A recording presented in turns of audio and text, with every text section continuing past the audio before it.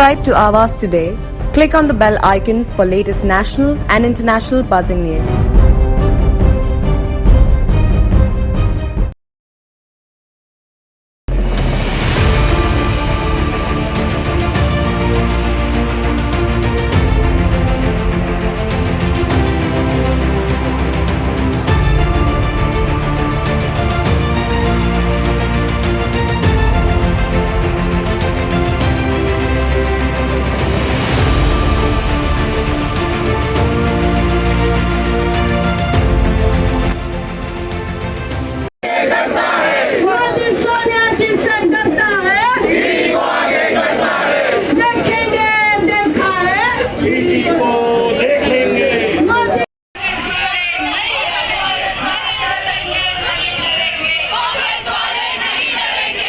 चलेगी नहीं चलेगी, नहीं चलेगी नहीं चलेगी। नमस्कार, आवाज़ टुडे में आपका स्वागत है। आज हमारे साथ हैं नाना पटोले।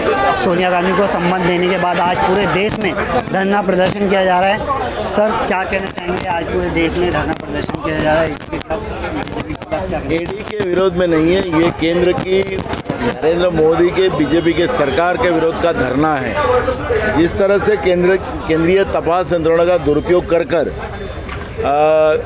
अपोजिशन की जबान दबाने का काम, अपोजिशन जिस तरह से जनता के प्रश्न उठाते हैं, आपको पता होगा कि देश में जीएसटी लागू हुआ और जीएसटी और अग्निपथ जैसी योजना लाकर आपने देखा होगा कि देश को तबाह करने की व्यवस्था कर रहे हैं। आम आदमी का जीना दुबार कर चुके हैं, युवाओं के जख्मों पे नमक डालने का काम शुरू हो चुका है, किसानों को परेशान करने का काम शुरू हुआ है। और ऐसे समय में हमारी नेता सोनिया गांधी और राहुल गांधी ये जनता का आवाज़ बनकर जब आवाज़ केंद्र सरकार के विरोध में उठाती है तो झूठे आरोप लगाकर उनको ईडी के माध्यम से उनको परेशान किया जा रहा है। और इसलिए कांग्रेस पार्टी की जो लड़ाई है महात्मा गांधी के विचारधारा से, भगवान गौतम बुद्ध की विचारधारा से, महावीर जी के विचारधारा से ये सत्याग्रह आंदोलन ये पूरे देश में किया जा रहा है। सर, जैसे कि महंगाई आज दिन पे दिन बढ़ती जा रही है, उसको लेकर क्या? देखो, वो आपको याद होगा कि पार्लियामेंट शुरू है, लोकसभा में और राज्यसभा में विरोधी दल यानी कांग्रेस के साथ सभी लोग मांग कर रहे कि जीएसटी के ऊपर बात होना चाहिए, क्योंकि महंगाई बढ़ने का कारण ही जीएसटी है। अब अन्न धान्य के ऊपर भी जीएसटी लगाया गया और उसके आधार पर दूध हो, चावल हो, गेहूँ हो, आटा हो, तेल हो, सभी चीज़ों के ऊपर जीएसटी लगाया गया 18%। और जो बच्चे लोग हमारे पढ़ते हैं उसके किताबों के ऊपर, बुक्स के ऊपर 12% जीएसटी लगाया गया।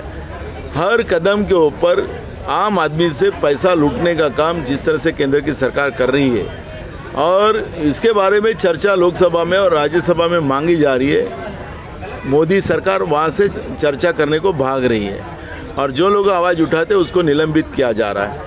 तो ये लोकतंत्र को न मानने वाली बीजेपी की सरकार केंद्र में जो बैठी है उसके विरोध की लड़ाई है, क्योंकि हमारा देश संविधान के आधार पर और लोकतंत्र के आधार पर चलता है, लेकिन बीजेपी ना संविधान को मानती है ना लोकतंत्र को मानती है और उसके विरोध की ये लड़ाई।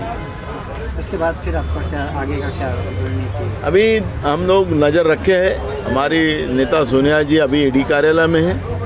अगर वहाँ कुछ गड़बड़ करते हैं तो हम जिस तरह से आंदोलन को हम शांतिपूर्वक यहाँ कर रहे हैं, लेकिन कुछ गड़बड़ किया इन लोगों ने। कल देखा आपने हमारे नेता राहुल गांधी को, जैसे इन लोगों ने पकड़कर पुलिस ने जिस तरह से परेशान किया, हमने आंदोलन को उग्र किया। जैसे कि अभी दिल्ली में कांग्रेस नेता का बाल पकड़ा था पुलिस वालों ने। ये कल हमारे युवक कांग्रेस के जो राष्ट्रीय अध्यक्ष है श्रीनिवास जी, उनको जिस तरह से लाठी से और बाल खींच के मारा गया, तो इस तरह की जो अंग्रेज से भी बदतर सरकार, अंग्रेज विचारों से भी बदतर सरकार केंद्र में जो बीजेपी के रूप में बैठी है, उसके विरोध की लड़ाई आर पार लड़ने का हमने मानस बना लिया है. का आताचं जे सरकार आहे ते ईडीचं सरकार आहे, हे सर्वांना माहिती आहे. आता जे सरकार स्थापन झालं आहे ते सुद्धा ईडीचं आहे. पण आता अबबमण्याची परिस्थिती देशामध्ये आलेली आहे. ते म्हणतात की नुसतं फोटोसाठी काँग्रेस आंदोलनं करतात. तर आम्ही सगळे हँडसम लोक आहे, ब्युटिफुल लेडी आहे, कारण आम्ही खानदानी आहोत. त्यांच्यासारखे मुखोटे लावून बसले नाही आहे. आता तुम्ही बघितलं असेल की महागाई जी आहे ती आकाशाला भिडलेली आहे. अशा परिस्थितीमध्ये खोटं बोलण्याचं काम कायम भाजप सरकारने केलेलं आहे. आता स्मृती इराणीजी जेव्हा होत्या तेव्हा त्या ओरडत होत्या महागाईच्या विरोधात. आता चक्क खोटं बोलतायत. त्यांच्या मुलीचा इश्यू तुम्ही बघितला असेल. म्हणजे खोटं बोलण्याची जी सीमा असते ती हद्द त्यांनी पार केलेली आहे. आणि खोटे मोठे जे आहे ते काँग्रेस लावत नाही. देशातील महिला पेटून उठलेल्या आहेत. आज सोनियाजींवर ते ईडी लावतायत. ईडीचा तफावत जर तुम्ही बघितली की भाजपच्या काळामध्ये 27,000दा ईडी लावलेली आहे. ईडी कोणावर लावतात? आतंकवादी वगैरे सारख्यावर ईडी लावतात. परंतु आजची परिस्थिती देशातली जी निर्माण झालेली आहे ते प्रत्येक व्यक्तीला आतंकवादी समजतायत आणि देश हे कधीही खपून घेणार नाही. इंग्रजापेक्षाही वाईट दिवस आज या ठिकाणी झालेले आहे आणि म्हणून देशातील महिला या मोदी सरकारला हाणून पाडल्याशिवाय राहणार. कैमरामैन सुमित रैनो के साथ मैं समीर खान, नवी मुंबई, वाशिंग. Subscribe to Awaaz today. Click on the bell icon for latest national and international buzzing news.